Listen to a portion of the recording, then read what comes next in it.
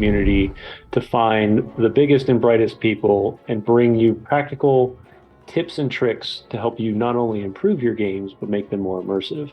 And tonight we have a wonderful guest. Our guest he's creating a Kickstarter out right now. It looks fantastic. It's outside of the normal D20 system, and we're looking forward to learning about it and understanding how we could not only use it together, but also bringing back some of those tips and tricks that he's using in this system to bring back to the D&D community to create something that's kind of combined. So before we go anywhere, first thing I definitely want to do is just let Jason have a quick moment to just tell us who he is, where you can find him, and what he's and a quick of what he's working on, and then we're going to come back to that in just a little bit. So, Jason, take it away. Sure. I'm Jason Duff, and I own and am the lead designer and developer of Earl of Fife games. And the game I currently have on Kickstarter is Heroes and Hardships, a D10 dice pool system. For those who are familiar with Legend of the Five Rings or 7th, the John Wick games, it does take some inspiration from that game as far as the dice pools go. And that's you can find me at Earl of Fife Games. We have a website, fifegames.com, and then Twitter is Fife Games, and we have a Facebook page as well. So. And so we'll drop those right there up on the in the chat room. And for people who will watch this later on, the one way you can check this out and get more insight is if you join us on Twitch live every week at 9 p.m. So before we continue, just kind of curious a couple things about yourself. Sure. The one thing I love to hear is to find out kind of the beginning story, right? This is what got you into tabletop role playing, and when was that? Pretty young. I think this is pretty common. When I was, I'm gonna have to guess 10 or 11, 12, right around in that age. Me and a friend on the bus, we had just both finished reading Lord of the Rings, and we would have like impromptu role-playing sessions with each other, kind of like not really a game. And then we discovered AD&D second edition about that time. We played some of that, and then we moved to GURPS and played some other games right around then. So it just never stopped, And then I went to college. I didn't play as much. Then I started doing online text-based play, like play-by-post and stuff like that. And eventually I started running an actual play channel called Blades and Blasters.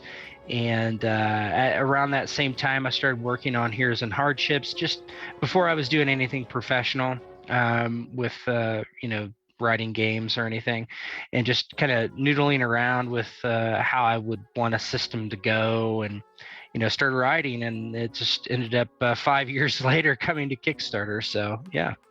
That's incredible. I mean, it's kind of the dream. Most of us that have now delved into the professional format of what we've done for so many years as behind the table and behind the screen. Now we're trying to reveal it to other people, and it's so exciting that a 5-year project like that is coming to fruition on Kickstarter. So another question I like to ask is, are you a normal player or game master? I usually both. I mean, I play and run, but I would say probably I end up running more games than I play. Probably, it's just the way it is. But yeah, I play too. Yeah. What do you enjoy more? I probably enjoy GMing more. Yeah, probably a little bit.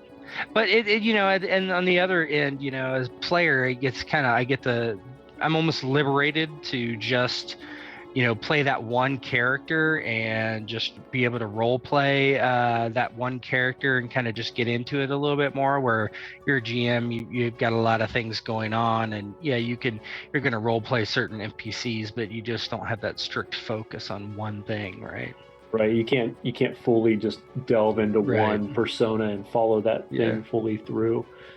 That's awesome. So since you're a player, or either, I guess as a player or a game master, you can make this decision. What would you say is your favorite character that you've created or that you have played over the years? That's a hard question. It's a very hard question. I would say probably. Let me just think for a second. Yeah, there's just been a lot of them, but I think the commonality through, all those characters, particularly as a player, is I feel like you have to bring something to life to them. Now, people that they play role-playing games many different ways, right? But my groups tend to be pretty role-play heavy, and so you're just getting into character and having a character that has some sort of life to them, some sort of reason to their actions, some sort of believable logic to what they feel and how they feel. And so, yeah, I think any character that I've played that have those things it would probably rank high for me. I typically do play more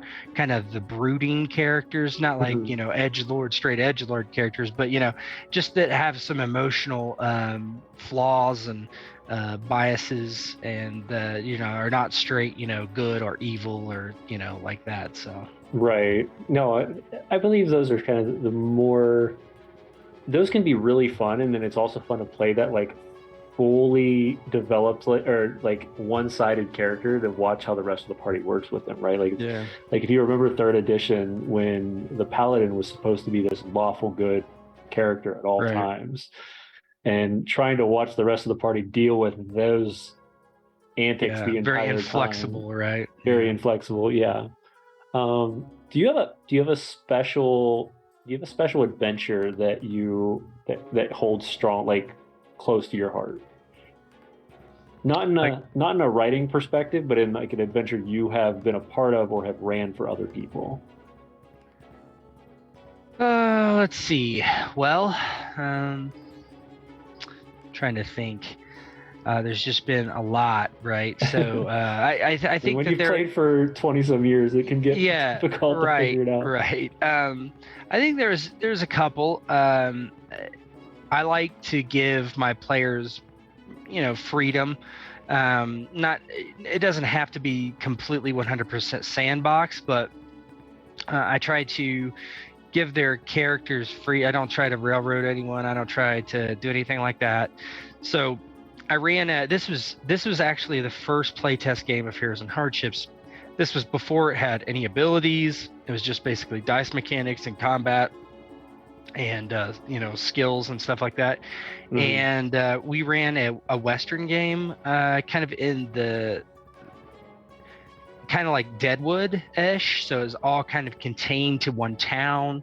And I thought the antics that everybody got up to just basically on their own was way better than I could have ever come up with for them. And I really enjoyed that, even though it's not a setting that I particularly gravitate towards to at all. Right. But the interactions and the way the characters all developed, it was very, very memorable, right? Yeah. And I think a lot of times that's what we see more often than not, because I can be playing in whatever setting, and then my players start doing certain things, and you're like, oh, and this is really fun now because everybody's involved, everybody's creating, and all that connection. So we've learned a little bit about you, and you've been playing and running games for, sounds like, over 20 years, like most of us that I bring on the show. And then this magical moment happened, right? This was the Kickstarter was like, you're like, oh, I'm going to build this system, and then over time, and you're like, oh wow, I have a full system now. And then you push it to Kickstarter. If somebody was watching this, let's say 6 months from now, and they said, I've kind of done the same thing, what would be your insight to them on doing a Kickstarter? Would you suggest it? What would be your tip or trick? I would suggest any game you do, start off smaller, practice your craft, especially if you're going to do a lot of the work yourself. figure like I've been publishing games since 2019. I started a Okay. community content programs just to kind of learning layout, learning how to write, and actually like a GM's, when you create an adventure, it's very different than putting something on paper for people to consume. You have to, it's a different thing. Yeah, you can have all these great ideas as a GM, but when you put them on paper, it has to be in a way that people can understand. It has to be, it's a whole different thing, right? Oh yeah. And so you have to, I would practice your craft first before you bring something that big to, even it's a small thing for Kickstarter. You'll just learn a lot to make the best product you possibly can. And I think that I'm very happy that I did that, so I can, make, Heroes and Hardships the best I can in every way possible. So, yeah. So that's crazy to hear that, though. You're not only creating the system, but you literally have went through the whole gambit of what it takes to make a full functioned product. So you're doing your own layouts, getting artists so you can lay everything properly out and all that stuff. Yeah. That's got to be I did layout, I did design, graphic design. I had an editor, obviously, and many artists. The book is chock full of art. So I did a lot of it myself. I felt that I could do a good job on this particular book. There might be other books that I would not do. Highly, setting, thematic layout that you need. I might not do it, but this is kind of more of a core rule book of just rules. So I felt that I had I could do that, and I think the book looks great. So awesome. Yeah, from what I've seen of the book looks fantastic. I've never actually played the D10 system, so that kind of got me really curious to first off bring you on board and kind of talk to you about it, but also like I've never used that system. So now, and the Misfits have started diving into different systems. Last week we played Alien RPG. We're preparing to start into the One Ring, which is all a D6, D12 system. I love the One Ring. So we're looking to do an 8-week series where I'll be, being the lore master for that. And I'm telling you that it's so much different than what I'm used to in Dungeons and Dragons. So I'm curious if we can bring the same energy and everything to it. But it has a lot of role play too, so I think that'll be a lot of fun to stream. But yeah, no, the One Ring I'm really excited to try out. It's an interesting system. So funny story about, because you said the D10 system is the same as the Legend of the Five Rings. Yeah, the dice pool is similar, but otherwise it's different. But yeah. So I actually ran into John 2 years ago at Gen Con, leaving Gen Con. We were rolling all of our stuff out since I was game mastering for GUI Cube, and I had almost dropped the entire dolly off. And this guy comes out of nowhere and kind of grabs it and helps me push it up there. And I didn't know who it was. And it was John Wick. It was John Wick, right? Nice.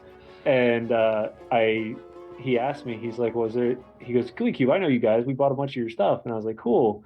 He's like, you guys had any swag? And I was given like 5 t-shirts that year, so I just threw him a shirt. And the one guy next to me is like, you know who you threw a shirt to? And I was like, I have no clue who this guy is. Like, no idea. Right. Goes, oh, that's John Wick. And then I went home and actually read up like who he was, and I was like, oh wow, yeah, that guy's really big in this industry. Yeah. Like, and we've been trying to get him on the show for months now. The problem is he's all over he's out there working. So it's hard to catch him to reel him in. Yes, he's got 7th C second edition right now. Yep. So yeah, that was a cool experience. I had my first experience, my first year at Gen Con, and it was a lot of fun. So, so for a new person coming in, maybe not somebody from D&D, but somebody who's just coming straight off the freshness of maybe reading a good book or catching a good movie and they're going, okay, I want to get into something that's going to make me so I can play it. I was reading this system, and since you said it's really kind of less developed as a single setting, but multiple settings, like you can use it, and especially when I saw the image that you sent me with the superhero look to it, Hmm. I was like, okay, this caught my attention because, with the whole Marvel craze going on, and Yeah. this could be a huge way to import that into people's mentality. What would you How would you recommend somebody getting into Heroes and Hardships? Is there a good way to kind of rhythmically do it? Well, I mean, for the system itself, for people who want to play different genres, you can play your standard high fantasy games, such as something that D&D would cater to, like Forgotten Realms, if you wanted to. Correct. It can run things like The Witcher. It can run westerns. It can run space operas. It can run hard sci-fi. It can run apocalypse. It can run superheroes. It can run anything you're looking to do. So if you there's tons of settings and stories out there that they don't have a dedicated system for them, right? They don't have like Alien RPG or something like that. If that's what you want in a system, Here's Hardships can do that for you. And Right. you can play the way you want to, right? If you want a super gritty game where you can die pretty quick, you can do that. If you want to have high survivability like D&D or some other pulpy system, you can do that. You can tune a lot of different things the way you want it to. You can make magic easier, harder, less powerful, more powerful, anything you want. It's all integrated into the system, and if the GM wants to do certain things a certain way, he can, she can, easy. So that would be the elevator pitch for Heroes and Hardships. You can play any setting, and you can play it any way you want. So Awesome. No, that's a huge. I think that's a big deal because a lot of times we're stepping into high fantasy is great and it's a lot of fun, but it's not everybody's cup of tea.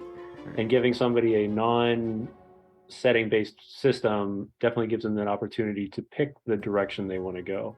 yeah. I know I take a lot of my, or I wouldn't say a lot, but I take some of my inspirations from things like anime and from superheroes and things like that. And it doesn't always translate perfect or well enough Yeah. into a high fantasy world like D&D. But if I had a system that could do that, then of course Mhm. I could then do it even more dedicated to those specific systems or those specific genres. Yeah. Um, so one thing that this channel has always been built for is the fact of how do we get practical and helpful tips to game masters and players across the TTRPG community, right? So if you had one tip or one trick that you've used at your table or that you have seen at a table that you would give a brand new game master or a brand new player, what would that be? I would say let the players and the characters take you where they're going to go. So there have been sessions where I have said very little. I have done very little. I've just sat there and listened and taken notes. It's I think you're giving people not necessarily agency to do absolute anything they want, but giving them allowing them to be their character and play out what they would do and not put any limits on that. And I think that will give the players a sense of ownership, not only of their players or their characters, but the game as well, the game in general. And I think that makes them more eager to play, more eager to see what's next around the corner. And I think just letting your players kind of loose to get into character as much as possible, whatever that means for your players. I think that's a way to really bring everybody into your game, into your setting. Writing, hundreds of pages of setting, nobody's going to read that, probably, right? So you can start with something small, but just allowing your players and to be those characters and get involved in the setting in their way, I think really will hook them into your game. I completely agree. I think for the most part, it's, the characters have to buy into the story you're trying to tell, and if they're not, you need to find a story that they will buy into. Yeah. Because it's their decisions that are going to make the story as exciting as possible. Oh, I like that. Audience, of course, if you have questions, you can toss them up in chat as we continue our little conversation here. So let's see, what are the things would be helpful for. Well, this is a good one because this is one that I've even had struggles with on times before myself. Is how do you keep things organized? Do you have tips or tricks for that? Well, I try to keep things organized. It's not easy, right? It's Because not. you can just have, you need assets, and you need, it depends how you're playing too. Are you playing online? Right. Are you playing face-to-face games? And then what are you using to do those things? Is it completely theater of the mind? Are you using minis? Are you using somewhere in between? It really just depends on the person and what you need to organize, right? You can play theater of mind and all you need is a character sheet, a pencil, and that's it, right? And some dice. So it just really depends. I keep everything as organized as I can. And I find myself reorganizing things from time to time, but it's really just kind of up to how you're playing the game. I think it's a hard question to answer. It is a hard question because it really just depends on the person and what kind of game you're playing and how you're playing it. Yeah. Nice. No, I feel it. Let's see. Do you have any questions for me while we're continuing? Well, I guess. What is your favorite system? There's one, or one of them. And why? I think right now, and it's not really it's my favorite. It's just the most that I've used. It would be Dungeons and Dragons. Yeah. I dabbled in a couple other systems, but I've never fully immersed myself into any other system besides Dungeons and Dragons. Ever since I had gotten out of college. Yeah.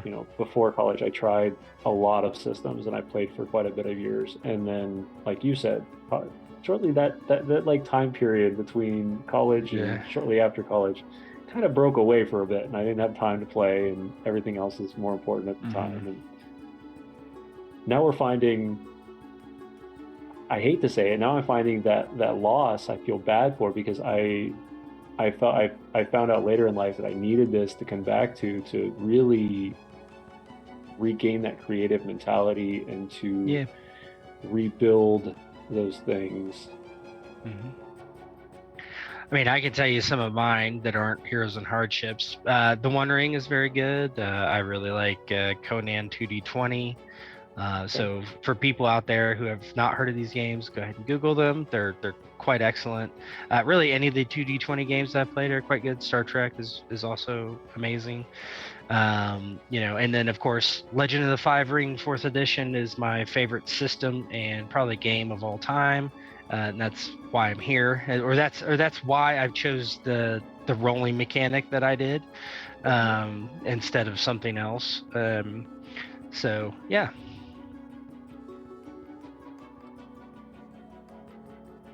That is interesting, because like I said, I've not had enough time and energy to dive too much into other games, especially since I started running multiple games a week in D&D. It was kind of more of those things that I can't take the extra time to do so, and we decided we would dive into a new system with the One Ring and with the Alien RPG, and both have been very interesting to read and understand, but I'm looking forward. Are you playing the second edition of Tor? We're playing second edition of Tor, yep.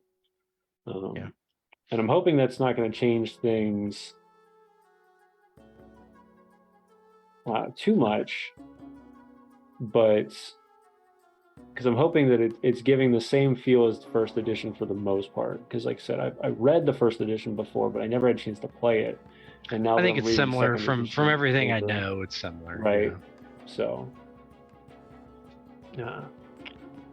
this could be a very downfall of a question, but I have to ask because I am a huge Lord of the Rings fan. Sure. What did you think about the new show? Have you seen it? I have not seen it. Okay. All the reviews I have heard have been bad from people that I trust, and so I have not watched it. For what I know, Amazon had to require the only amount of information that Amazon was allowed to utilize, and what they did with the book or with the show, I was not unhappy with it. I thought it was a very good depiction of somebody's. Friend of mine told me it the best way. He goes, "It's a fan fiction of Lord of the Rings. Like that's what it is. It's glorified Lord of the Rings." I mean, I think that the without me seeing it, it's just based on other people's opinions. It seems like to me, it's like kind of like season 8 of Game of Thrones, right? So it's kind of like fan fiction of Game of Thrones. Right? So, yeah. Yeah. So. But it was nice. I will say it was nice to see on the screen, big screen again, some of the world building portions of Lord of the Rings. Though that was always a good. The first time you saw Rivendell on TV or on the big screen, you were like, "Oh my goodness, this is where we're at again," right?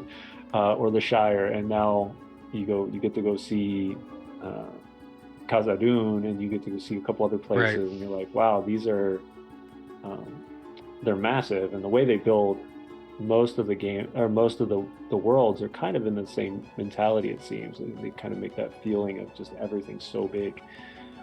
But back off of that trip. So the next portion of our talk is kind of going to become more of a inspirational talk, and this is more of what brought you to.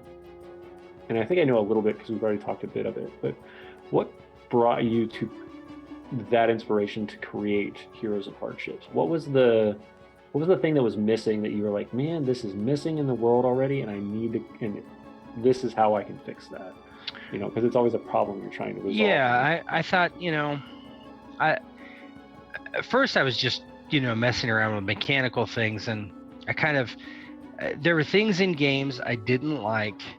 I would like some parts of it and not the other parts of it. And I set out to kind of do those things that I liked and not do the things that I didn't like.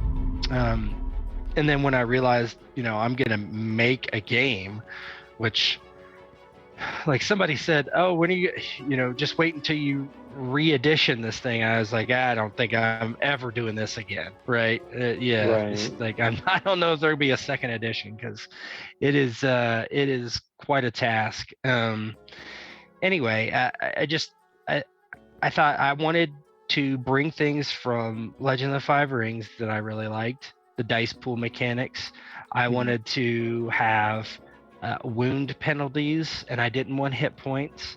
I wanted a deadly and flexible magic system, and some other things that I wanted a classless system, and so I kind of put those things together in one system. I wanted all the subsystems to be pretty similar, actually, in a way. They work like if you in the system, if you know how ranged combat works, you know how magic works, because they really work the same way. There's just differences, right? It's just you're naming something different, but they kind of work the same way. So I wanted kind of everything to be pretty seamless. I didn't want you to have to learn like totally different like subsystems that had no context to each other, right? Just completely different. And that's really why I created it. Plus, I wanted it to be very flexible in that it could actually do anything. Like there's a lot of universal systems out there that say they are created for all games, but they're really not. They're either only pulpy, only simulationists, and there's nothing that actually can do both. And I felt that this could do that, and so that's where it is. Yeah, that's caught my attention, definitely. So we mentioned a couple of those problems you said you were trying to. I'd like to kind of jump onto some of those, if you don't mind asking. Sure. So you said you've got a wound mechanic. So can you give a little bit more Yeah, sure. So there's no hit points, and here's Right. in Hardships. There's a couple thresholds based on characteristics and skills that you have, like endurance and willpower, actually. And there's a skill called resilience. Anyway, you add them all together and you do some math for the characteristics, and you derive what your wound levels is. So you have a wound level and an injury level. It's basically what happens. So in combat, if you're hit above your injury level, you take an injury. Okay. Well, if it's above your injury level, below your wound level, so you take an injury. Injuries confer -3 to all your skill checks. Okay. All the game is skill checks. Like 95% of your rolls are going to be skill checks. And then if you take a hit that's over your wound, you take what's called a wound. And a wound confers a penalty dice. So basically what happens is you'll do a skill check, then you'll roll your penalty dice, and then you can either subtract that from your result or add it to the target number. Usually you subtract it from your result. So for every wound you have that dice you have to roll that subtracts from your actual your skill check, so it makes whatever you're doing worse. But the problem is those dice can explode on a 10, so you can roll 10, then you roll another dice, and then you roll another, Okay. you just like wipe your whole roll out. So that's the wound. And it does have some lethality baseline. So if you get hit for double your wound level, then you make an instant death roll, for instance. And then if you fail, you die. If you take too many wounds, you can make a death roll, and if you fail, you die. And those things are all, you're able to tweak them all with optional rules. So Right. that's kind of how the wound That's kind of how it injury makes it system. so you can play something that's a little more or less gritty like Yeah, D&D compared to something that's a lot more gritty like The Witcher, yeah, where for you can sure. play both systems at the same time. That's really Yeah. neat. Um, and gives me crazy ideas for, you know, character creation when I'm building stuff, and even in Yeah. D&D, because I'm like, oh, this is how I could kind of manipulate this a little bit, make it easier or harder. The next thing I want to that interested me is you mentioned that magic's different. Like that, you might have to go into a little more detail with, and I think our audience will like this part because the difference between how magic is casted in a high fantasy world, like let's say, or D&D, compared to casted in a low fantasy world, like Lord of the Rings, or maybe in a modern fantasy world like Harry Potter. Yeah. Um, and the reason I say that is because though they cast things in Harry Potter, it's a lot much different than it would be just casting a random spell. Like you have a lot more to it and a lot more work that has to go into it. So can you give me a little idea of how your magic system works? Yeah, so magic is kind of split into two systems. They're very closely related. There's not much difference at all. The first is traditional magic, what we call traditional magic. This is for sorcerers, actual, people who are throwing fireballs, basically, or Right. whatever. And then superheroes. So it's split. So the superhero can also be something innate magical, like an elf being able to talk to animals or something, right? Mhm. That's also considered, superpower. Right. Anything that is more by your essence or who you are or what you are Right. is more that superpower-esque stuff. So we have what's called manifestations in the game, and those are basically the spells, what you would call elsewhere. But the thing is, a traditional magic works a little differently. Traditional magic, you cast the spell with a skill check, and you do this with a superpower as well. The thing in magic is that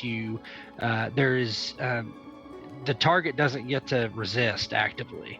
Instead, you roll spell dice, which are those same thing as a hardship, and you have to beat that roll. So the reason it's interesting is that each manifestation has several categories to it, like potency, duration, range, targets, that sort of thing, and the manifestation will tell you what you can alter. So in some, you can say, oh, I want to shoot a fireball at this guy. My fireball does 5 damage base, and it's actually a touch attack, and I can hit one target. Well, I can increase the difficulty and the potency and make it do 10 damage instead of 5 damage, and that makes it harder. I can do 15 damage, it makes it even harder. I can make it actually go 10 yards instead of a touch, and that makes it even harder. So you can alter these spells. Are very flexible and how you use them. Superpowers is different. They're all actively defended, and they're completely inflexible. So you actually target someone, and they are actually going to roll against you in an opposed roll, but they work exactly how you buy them in character creation. You can increase their potency and everything in character creation or whenever you get the spell, but you can't like alter them on the fly. Another difference is kind of the fumble mechanic, whereas in a traditional magic, you can fumble on your skill roll or the difficulty dice. If more dice explode than your focus skill, which is how you cast magic, then you're said to surge. And surge is basically either you're pumping too much magic in from your abilities or from the difficulty. And then you look at a big table if you fail on your surge roll, and it tells you all these kind of crazy things that can happen, bad and weird and stuff like that. And then superpowers are not as hard, or like not as easy to surge. Wild magic. Yeah, I mean, it's just basically, I mean, if you rolled the worst possible in a surge, it's just like everybody dies. Right. It's just like everyone in a mile of yours is disintegrated or whatever. There's all kinds of things in there, but yeah, so that's kind of how that works baseline, and then you can tinker with it, right? You can eliminate surges, you can make them easier, make them harder, make every spell harder to increase. Just if it's like a real gritty and like magic doesn't do anything, kind of like Lord of the Rings, it's like Gandalf made a light, oh my gosh, so and people freak out when Gandalf makes light, but compared to something like D&D where light is a cantrip that everybody can do it, right? You get the highest powered beings in the world in Lord of the Rings, and he's like, I make light, and you're like, bro, the bard down the street can do a light, this is nothing. But no, it makes sense, and it allows. That's the interesting thing, that you can twist those mechanics in order to make something that makes sense no matter what genre you're in, which I think is really a cool opportunity for players and for game masters, because then you don't have to have a new system. Like if I knew the D10 system very well, and friends of mine were like, hey, we want to play an X-Men game, or we want to play a Witcher game, I don't have to go pick up the Witcher the Witcher TTRPG book and learn a whole new system. I can. I've run The Witcher in Heroes and Hardships, so yeah definitely works. I played The Witcher at Gen Con, and it was very unique and very different. But like I said, it'd be very cool to be like, I know the system, and I know what I need to do to manipulate the system to make it feel like The Witcher, but I don't have to actually completely relearn something completely different. So that's really unique, and I love the idea that your book allows that, because you don't see that very often. I think the last time I saw that was probably GURPS, and I've only played that like once. Yeah, I've done GURPS plenty, and there's just things that I don't like about it, and I think that it's really on the simulationist end, and I think that there's just a lot of options that are irrelevant, and I don't want to bash GURPS really, but it's just, I felt that Heroes and Hardships is somewhere in the spectrum between GURPS and Savage Worlds, and it's it's a little different, and it gives players options that cover both those gambits, and I think it gives you the options for pulpy, it gives you the options for pretty simulationist game too. So it sounds to me very similar to the fact that this kind of systems would allow me to, like I said, if I had friends of mine that wanted to play one type of RPG and they want to play a different type of RPG, it wouldn't take much for me to manipulate how much it is The other thing I've never experienced before until I started digging into the One Ring is I've never used a classless system, and I'm like, oh, this is much different than I'm used to in D&D. Because even in because the other RPG I played before that was Pathfinder, and then I played a little bit of Vampire the Masquerade when I was in high school and shortly going into college. But it all kind of still had that same class, like, you had your race and you kind of had your abilities and those types of things. And then I was reading the One Ring, and I'm like, there's no level system, there's no class system. It's you as a character just slowly are growing through an adventure. But I think that's interesting because then you really get that feel for the characters not really level, like you don't hear level up anymore, right? It's like, he's getting better at this, or she's getting better at that, or right. they're getting worse at something. And that feels more organic to me than just being like, oh, you leveled up and you gained 3 new skills. Like, yeah, I mean, some people like some people like that simplicity, right? And that's fine. Like our we have a thing in our Kickstarter called the GM's Notebook, and it basically gives you examples of how to create templates for people, which are essentially classes for the most part. Right. It's more like a class. If you've ever played Warhammer, you have like some options that you can take over another, and it's kind of like that. But okay, you can do that's not in the core book, but that's there. It's there. It's possible. It's not. But like really being able to be like, I always use this example, and it was like talking about GURPS really. And it was this guy, and it's from the cover. You can't probably see it because it's too far away. But there's a guy with full plate armor with a machine gun, right? And he's shooting a machine gun, and it was just always like, yeah, you can do that, right? You can do anything. You're gonna, you can be a magic using, I don't know, sentient rabbit or whatever you want, right? There's just no limit to it. You can pull you can pull races from one game and classes from another, and kind of smash them together and be like, this is what I'm playing and this is who I am. That's definitely a unique system that I've never seen before, and the breadth of what you can do with this system sounds fantastic. So let me do a real quick, because I don't think we have that up. Do you have the link to your, let me see if I can get the Kickstarter. Where's that at? One more click here. Nope. Is it on your guys's it should website? Be, if you look at announcements, it should be in there if you're looking at the Discord. Oh, it's in the Discord. Okay. I jumped in the website real fast. Let me grab it. You can do that. There's links in the front too. But I just want to make sure that we are definitely promoting the Kickstarter, because, like I said, this is amazing that it's a passion project that over 5 years has now become something that is potentially going to be funded, and it's funded. It's funded, which is even better. It's but 300 in other people's hands. So it's 300 and something, 314% funded right now. That's awesome. So I think we'll get a decent bit more coming to the end here. We've got 7 days left. Usually see a spike in the last few days of Kickstarter campaigns. So normally it's at the beginning and at the end, because people are either they're going to pump in as much money as they can at the beginning because they want to get those early backer things. Yeah.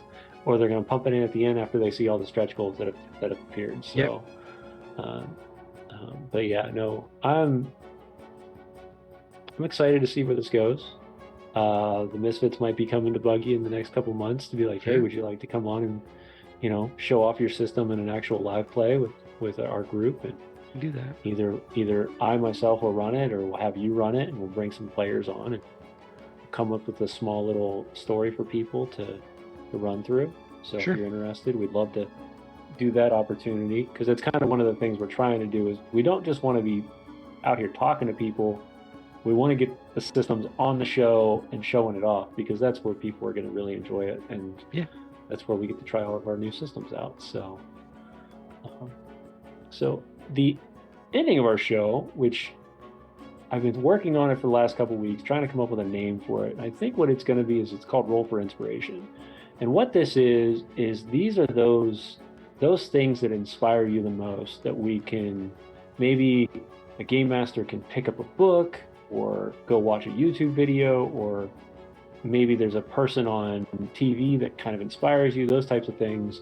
Those are the last hits I want to get from you to help the community. So do you have a favorite book or movie that helps that creative mindset kick in? I think it depends what mood I'm in and what genre I'm kind of looking to mess with at the time.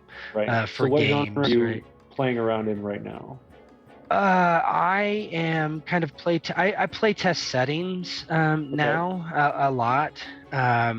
Like I was play testing. I have it's probably not coming out for a while, but it's called Storm Bolter, and it's a sci-fi fantasy game based on the assumption that the Romans, one of the Caesars was essentially a wizard, and he created a giant behemoth ship to take some of the Romans and the Roman citizens away from Earth, and eventually he died, and they got stuck in a gravity well of a planet, and they had to, they had to colonize the planet, and some went down first and then some went down later, and they forgot about each other. Well, one side forgot about the other, and they think they're aliens now. They don't know they're actual people.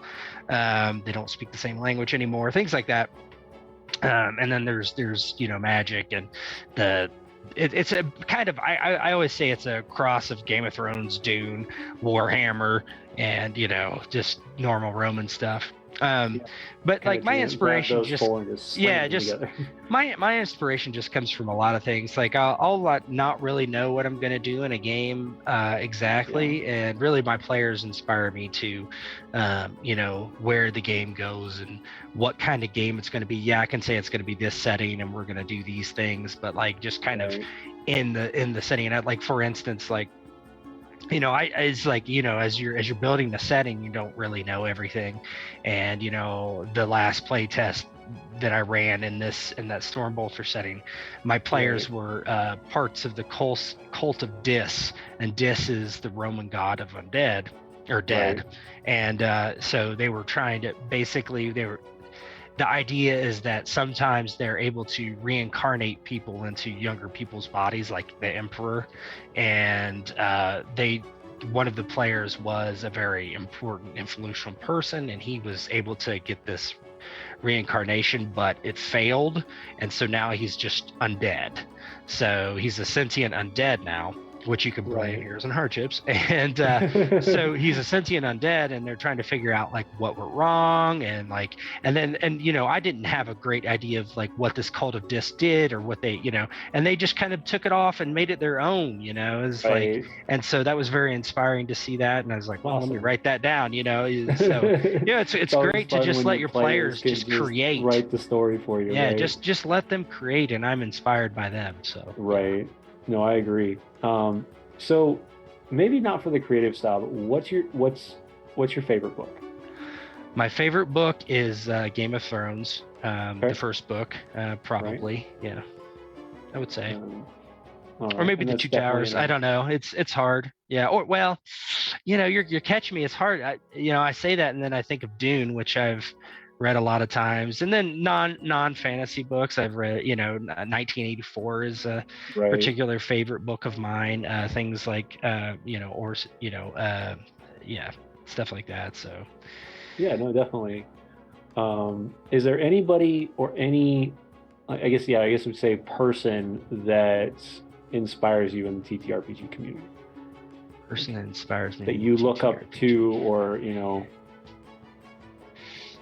a good question. I would have to think about that. I mean, really who I'm inspired by are indie developers. Just there's so many of them out there, and a lot of Right. them are not making, they're making negative money, right? Right. They don't make any money. They don't have any real way to buy art or pay for editing or anything like that, and they pay for it on their own dime, just to get it out to people. And I would beg people who play tabletop games to support those people, and please don't pirate their games. Don't pirate any game, but especially the indie folks, support them if you can. And I think there's some really incredible indie games out there that people might not know about. Just take a minute, see if you can find what indie games are. Now, I don't have a lot on itch, but there's a lot there on itch.io. Drive Through RPG, there's tons of them. You can look through the free games, for instance. Right. There's plenty of those things, or pay what you There's want. a lot of games out there that are like pay what you can. Yeah. Just give it a read, give it a chance, right? That's all people need. And maybe that one sale they get will make their day. Who knows? Right. Yeah. No, I appreciate that. That's true. And I guess the last thing would be is what's next? What's the next step after Heroes and Hardships? We have a lot. I plan to still support third party games like D&D, for instance. We do have a lot of adventures for those games, and that's how I've funded Heroes and Hardships to this point primarily. And so we're going to have a line of that stuff. I have writers creating games for Mutants and Masterminds 3rd edition, Lancer, and D&D. Never heard of Lancer. Lancer is a mecha game. It's a D20 mecha game. It's not like D20 like D&D or Pathfinder, but it's a mecha game. It's on my shelf somewhere back there. So that is going to happen. But Heroes and Hardships specifically, we have a lot of stuff going to happen this year. So obviously, Heroes and Hardships has to fulfill before I run another Kickstarter. But we're going to, if we don't make a couple of the stretch goals, the further ones, I'll still have solo rules created. I think I'll still probably have Runehammer from Index Card Role Playing Game write an adventure for us. Those things will happen. Awesome. One thing that we did this year is we licensed a setting called Tetsubo. And samurai stuff is really a passion of mine, and we're going to make hopefully the best Sengoku Jidai samurai game that's ever been made. So that's our plan, using the stuff from Tetsubo. And for those who don't know, Tetsubo was written in the 80s by Jamie Thompson and Dave Morris for Games Workshop for Warhammer Fantasy Roleplay, and it didn't get picked up for Warhammer. They decided not to do it, and so we've got the license for that now, and that will be our big Kickstarter next year for Tetsubo.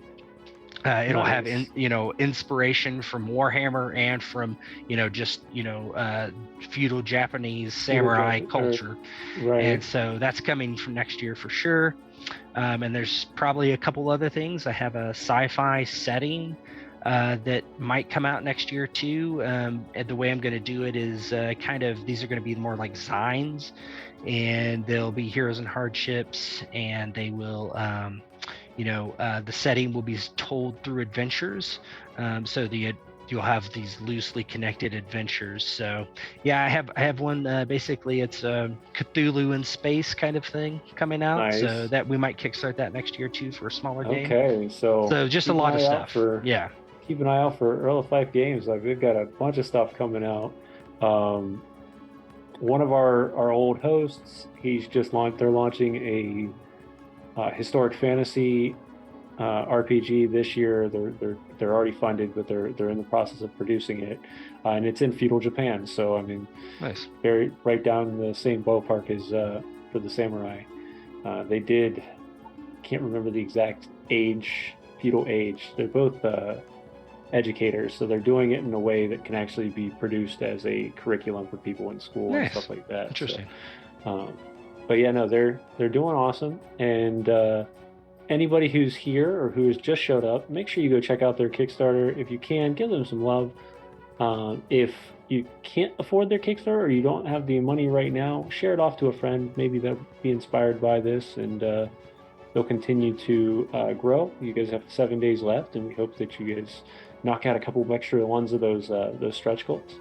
Yeah, and we have a quick start guide, which is full. You could fully play the game, except for some things like magic isn't there. But if you want like low fantasy or no fantasy games, it's 96 pages. It's free. Grab it, play it, whatever. Try it out if you like it. Support their Kickstarter. And I'm sure we'll be able to get your book later on after the Kickstarter for a little extra value, but we'll have to. There'll be a pre-order page and stuff, and then onwards after that, we'll sell it on our website, and hopefully retailers will pick it up. Retailers would be great. It'd be awesome. So, Jason, it was great having you. Thanks for coming on the show. I know we've got a couple people in the audience. The Dungeon Boys are a podcast that does a mix between fantasy and sci-fi, so I'm sure when they were listening to some of the settings that you have coming out in the future, they're going to be inspired for something like that. Awesome. But starting next week, we're going to continue our shift over from our original format, which was very free-flowing, to something that's a little more structured, because what we want to do is we want to bring characters to life during that first portion of the show. And got that inspiration by a friend of mine, Dan, who runs a podcast over on Fairy Fire Podcast, over on Spotify and all those fun things. But we want to do something a little bigger. So starting next week, for anybody who's listening now and who's listening in the future, we're going to have a poll up. And that poll is going to be a donation poll for up to $50. And once that $50 is succeeded, that $50 is going to immediately go to that person's character that was developed during the show. It's going to be published to one of our artists, that friends of mine. The money's not going to go back to Tabletop Misfits at all, so just know that it's going to go straight to the artist, and that artist is going to create that character. And then we'll have a Dropbox link in the chat room during that time frame that you can actually go grab that character and you can play it in your own table. So we're working those projects right now, but we're trying a new format at the moment. Because we're moving to podcast too, so hopefully you'll see us on podcast. And for right before we close down and we call for last call, Jason, let everybody know how they can find you. You can easily go to Kickstarter, and if you want to just search for Heroes and Hardships, you will find us there. Other places you can find me, you can find at fifegames.com, on Twitter at fifegames, and fifegames on Facebook. And of course, you can find all of our shows and all of our talks over on YouTube after this show. Make sure, if you would please, we ask you, it doesn't cost anything. If you're watching this on Twitch, hit that follow button. It helps us grow in the algorithm. If you see this later on YouTube, make sure you hit that subscribe button. And if you can, offer us a little bit to keep us funded. Just offer those subscriptions, or you can also go find us on Patreon, where we are going to be putting extra materials up, and hopefully in the near future, putting on backstage things and things like that. If you're looking for other ways to support us, come check us out on Discord. And of course, every Wednesday, we bring a new guest in. That's part of our deal, where we talk about practical and wonderful ways to help players and game masters become better at this craft that we call storytelling and D&D and TTRPGs. And of course, on Sundays, we have our live show, which currently we're wrapping up our 2-week episode of Alien RPG. And then starting in November, we're going to be launching a brand new project known as There and Back Yet Again, the One Ring RPG live play. And you'll see myself RPing along with 6 of our wonderful guests. So we hope you can come support us, come hang out, and we'll see you guys soon. Starting next week, we have our new guest on for the week. And that guest is going to be Alec the Bard over on TikTok. He's a player, he's a game master, and he's going to be coming with all sorts of fun tips and tricks. So until then, we'll see you soon. Have a good